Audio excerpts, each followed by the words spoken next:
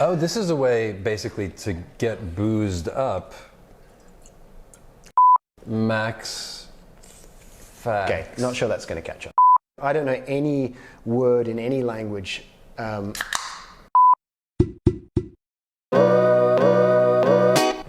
It's time for some more Talk and Taste with Max and Timothy.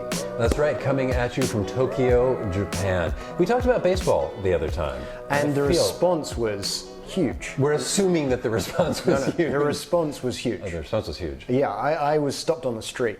Really? Nothing to do with that. I think we need to retouch the baseball theme again. I mean, it's a popular theme. In typical Japanese style, it's been made to be a uniquely Japanese experience, including so many things. But we talked about the beer girls, for example, last time. We did actually have some people say that, well, they don't drink beer, so it wasn't that interesting for them. So we have a topic today and some things to taste that will possibly blow your mind. Or your stomach. I'll give you a hint. You've got to guess what it is. It's quite fruity. It's made in a variety of styles.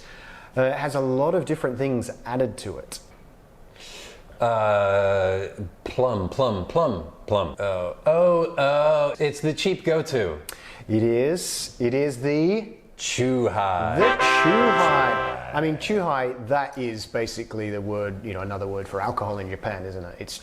It's ubiquitous, you can buy anywhere, it's cheap. Let me take you through them. We basically have a green tea or a matcha and Gyokuro Chuhai here. We also have a very alcoholic 9% double shikwasa. Perhaps, Max, you can tell the audience what a shikwasa is. So, a shikwasa, I don't actually entirely know. It's a citrus fruit, and I associate it with being grown mostly in southwestern Japan, like in the Kyushu area. Yeah, and Okinawa. Okinawa is the shikwasa capital, if there were to be one. It's quite round. It's quite rich. It's sort of like a softer, not as sort of piercing acidity as some of the other Japanese citrus fruits. But right, and I think often people will have it like with a nabe, right? That'll go kind of in the ponzu and just to freshen it up. Yes. It's actually very nice, the shikwasa. Yes. And we also have, this should be very interesting. This is a beauty vinegar sour. With, I believe, some pomegranate. So I know you are quite a health-conscious man. Max. Will that make me more beautiful or more sour? Is that possible? Anything to make me less bitter. So let's crack these open and let's give them a taste.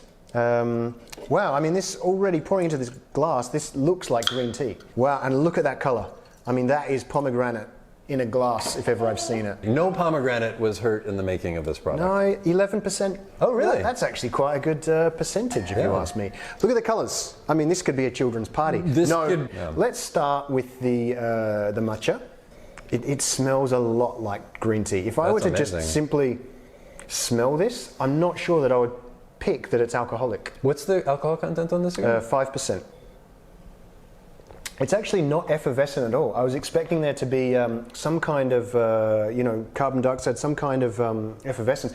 It tastes like green tea, and it finishes like shochu.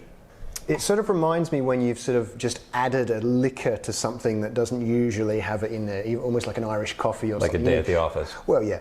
That is really interesting. It's surprising because, as I said, I was assuming it was going to be sparkling. Yeah, it is much less offensive than I thought it was going to be. Because Chuhais are they're functional, right? They're the thing that you get in Japan when you want to get the job done. It's the thing you see the salaryman who's had a hard day coming home on the train.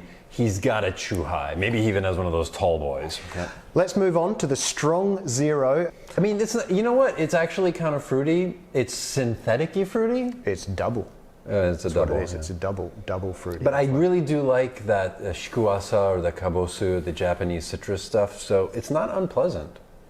This actually, in a lot of ways, tastes like a gin and tonic.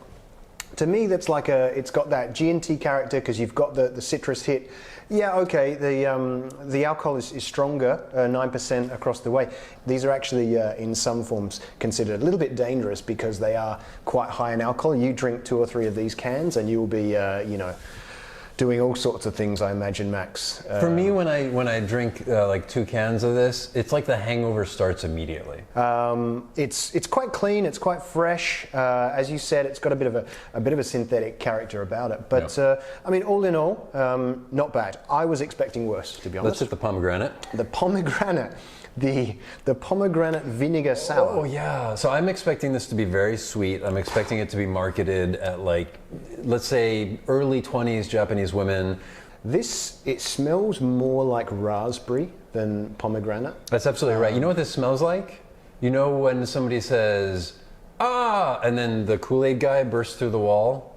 Ah. Oh yeah, crash bang boom bang. It smells like the Kool-Aid guy had a little too much to drink. It's a little bit candy-esque in that sense, right? It's got like that, when you bite into one of those cheap candies and it's like, oh, that's like a berry, raspberry, cherry character. Yeah. Oh, yeah, the finish definitely has some vinegar qualities about it.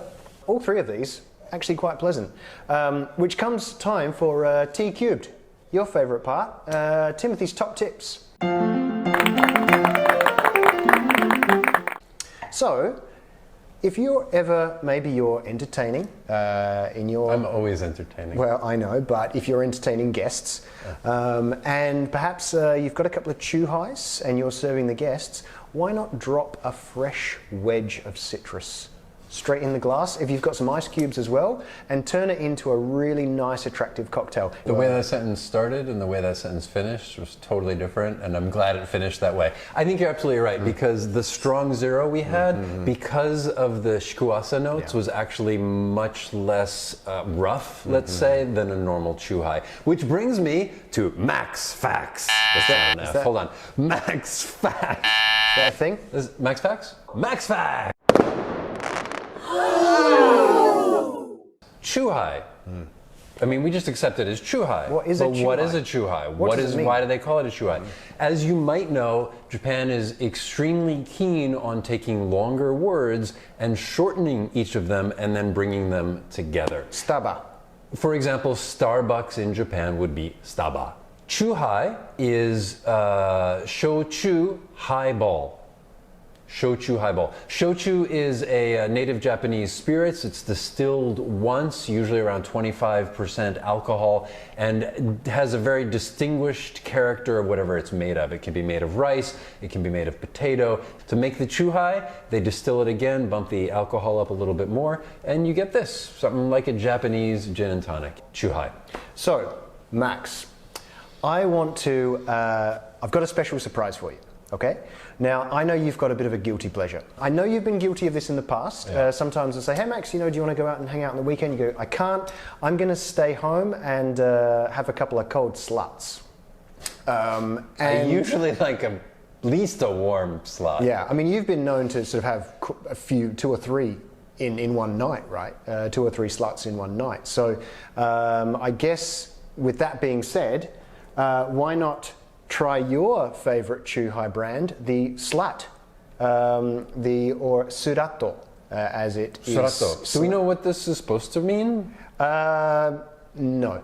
So let's find out exactly what this is all about. This is a grapefruit sour.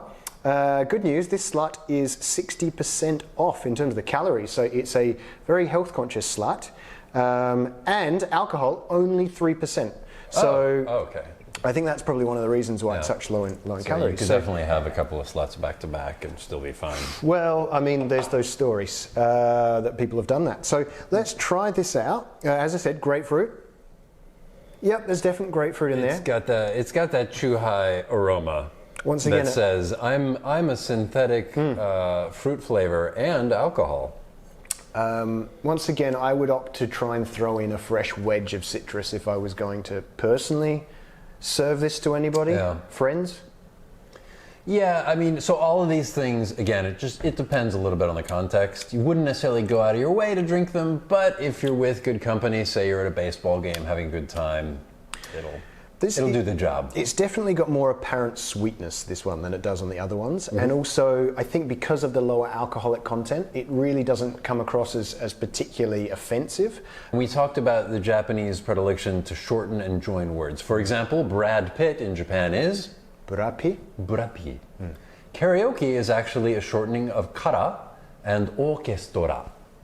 So kara, same as karate, open hand. Kara means open or empty, and orchestra is an orchestra. So karaoke is an open orchestra, which is to say it's simply the music with no singing. It's up to you to sing. One of my favorites, a bit of a quiz question for viewers out there, is the shortening of the fast food restaurant chain Fasto Kitchen. First Kitchen. Fasto Kitchen. So maybe drop it down in the messages down below what you think the shortening of Fasto Kitchen is. Quite a fun one. This has been Talk and Taste, and we look forward to seeing you again. Goodbye. It's like a Japanese G&T. Heard it was the favorite drink of Burapi. And if you want to fancy it up, just drop a